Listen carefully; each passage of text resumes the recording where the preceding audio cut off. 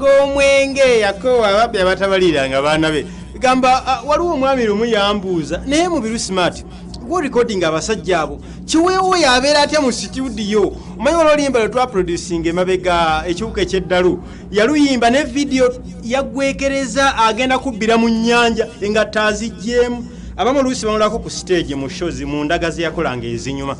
abeera atya mu studio kiweewo tajjaamu engoye mu studio ne mubuuza nanga nti owulira ayimbisa effujjo lingi nnyo kwegamba art bw'atyo bw'aba wano waliwo omwami bamuyitanga Kasozi Livingstone omuzira byomu ku baami abajjukirwa abaakolerera Kadongo Kamu mpaka wano waali wadde baamuleka yajiraajiramu bw'ati naye nga baakolerera Kasozi nga yennanyini kibiina nga baabasudde mwe bayimbira Kasozi nga y'okuyimba kwe nga basobola okuba olw'eggwanga ne bayimba namba emu namba bbiri namba ssatu Kasozi n'ajja n'ayimba kubanga mu maaso eri yazannyanga ng'asobola okuzannyanga ekivubuka ekito n'azannyanga omwana omuyaaya asala ensawo wali omuzannyo gwe batunyumiza yakolanga akubbawo nsawo ku siteegi kati lumu naaga siina mugaso byenzannya nti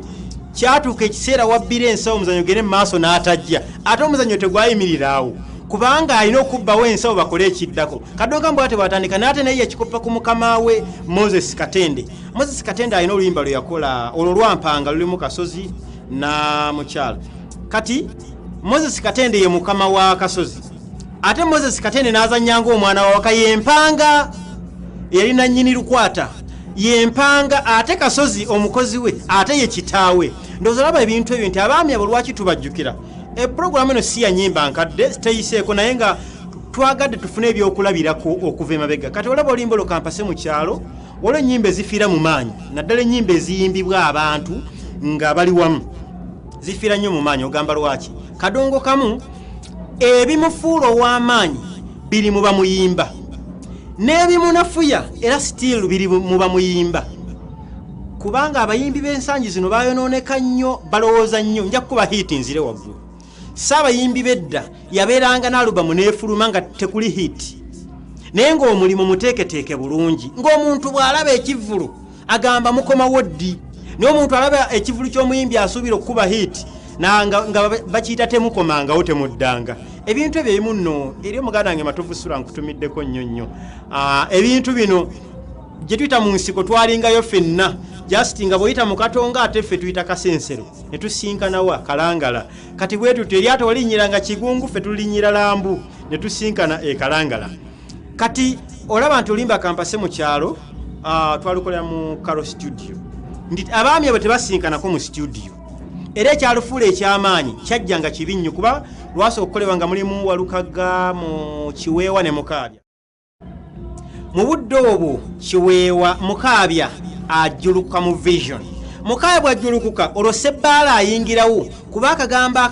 kakola impact olaba kanagambo Sebbaala kagamba abayaaye baakunya ddoola akagamba kakola kyama nnyo ku luyimba olwo lwali lw'amaanyi nnyo ne Vision balulagako katono nnyo kubanga lwali lukyatambula ate embeera oba yajjawo etya tugenda okulaba Sebbaala ate awaguseeko agenze bakoze lake ate oyo omukulu gw'olengera oyo Mathias Walukaga omuyimbi w'ennyimba za Ssaabasajja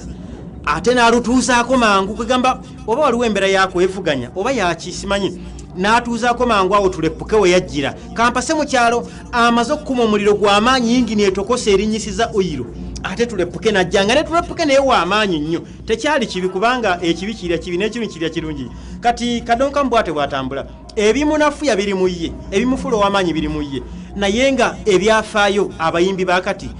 mu myaka 2 mu maaso muliba mujjukirwako ebyafaayo kuba ogenda n'osinga n'abalengezi omulengezi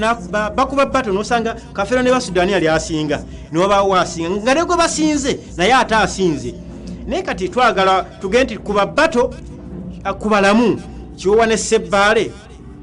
Kapo ne Ssegawa ani asinga bwe twali badde bwe tutyo ne kiyamba okupromotinga abayimbi abaliwo oba betulinamu essuubi nsofuna ali ku layini omusesanga enjogerako ko naye dde nengenda mukuumulako ali ku layini Seruganda Muzindalo ondi walako essebo ojja kunyongera ku ddoboozi simuulya bunyosesa nga ndooza kaŋŋendeko mukummulako naye abayimbi bakadonka musa batutereere upcoming muli bangi naye ku 10 kuliko abayimbi 10 abalala si bayimbi bantu abagenda okukola ebintu byabwe mwe muvumaganya mwe mutasomeseddwa music mwe muyikola bye mwagadde tubekangira mu studio nga muzzi ali ku layini muganda wange siina mutawaana naye ng'obadde ombuzeeko wiiki namba isa mbufunze ngene mukuwumulako kale sewo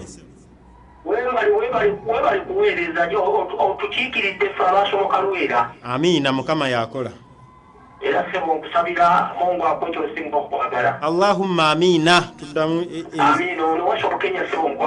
ne booteyanjula gwe mba nkumanyi njagala omanyi sho ya muganda eyalonkinga gundi ani ono buyondo